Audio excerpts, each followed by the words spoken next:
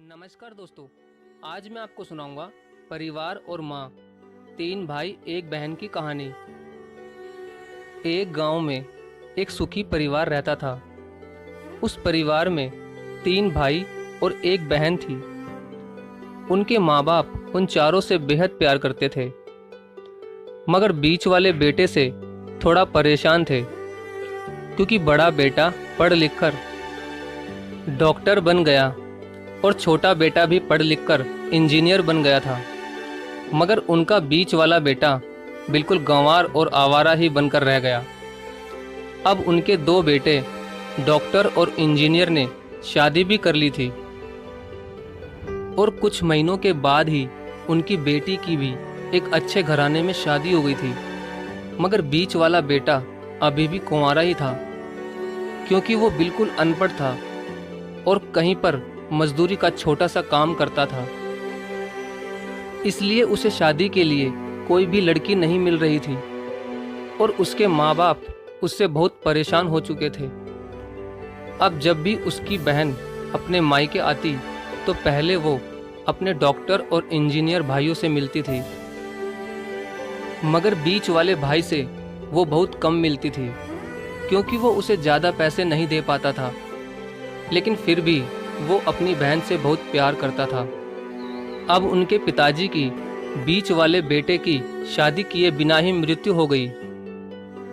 उनकी माँ ने सोचा कहीं अब किसी के मुंह से बंटवारे की बात ना निकले, इसलिए अपने ही गांव की एक सीधी सादी लड़की से अपने गंवार लड़के की शादी करवा दी। शादी होते ही ना जाने क्या हुआ। अब उसका अनपढ़ बेटा पूरा मन लगाकर काम करने लगा और पहले से कहीं ज़्यादा मेहनत भी करने लगा। अब तो उसे कोई भी दोस्त बुलाने आता तो वो उसे यही कहता था कि भाई, पहले तो मैं जैसे तैसे अकेला कमाकर खा लेता था, मगर अब मेरी शादी हो गई तो मुझे अपनी पत्नी के लिए भी कमाना पड़ता है और कल को आने वाले बच्चों के लिए भी तो कुछ जोड़ना ही पड़ेगा। इसलिए दोस्त, अब मैं तेरे साथ नहीं घूम सकता। ये कहकर उसका गंवार लड़का सीधा अपने काम पर निकल जाता है। अब उसके दोनों भाई डॉक्टर और इंजीनियर आपस में ये बात करते हैं कि हम दोनों तो उस गंवार से कहीं ज़्यादा पैसे कमाते हैं, इसलिए हम सब घर और ज़मीन का बंटवारा कर लेते हैं और उस गंवार से अलग हो जाते हैं, क्योंकि अब वो हमारे बराबर कभी भी नहीं कमा सकता। इसलिए उन दोनों भाइयों ने अपनी माँ के लाख मना करने के बावजूद भी बंटवारे की तारीख तय कर दी और उन्होंने अपनी बहन को भी बुलवा लिया और अपने गंवार भाई से भी कह दिया कि आज तुम अपने काम पर मत जाना, क्योंकि हम सब आज घर और ज़मीन का बंटवारा करेंगे। उसी वक्त उसकी बहन भी आ जाती है। तभी उसका गंवार भाई कहता है कि तुम लोग बंटवारा कर लो, मुझे जो भी देना हो दे देना, मैं शाम को आकर अंगूठा लगा दूंगा। तभी उसकी बहन कहती है, अरे बेवकूफ़, तू तो अनपढ़ ही रहेगा, जमीन का हिस्सा तो आमने सामने बैठकर ही होता है। तभी उसके दोनों भाई भी बीच वाले गंवार भाई को उल्टा सीधा कहते हैं। तब उसकी माँ भी उसे कहती है कि बेटा, आज तू काम पर मत जा, बंटवारा तेरे सामने ही होगा तो ही अच्छा है। उसी वक्त वकील भी आ जाता है। तभी वकील कहता है कि आपका सारा हिस्सा मिलाकर 10 बीघा जमीन है और आपका घर है।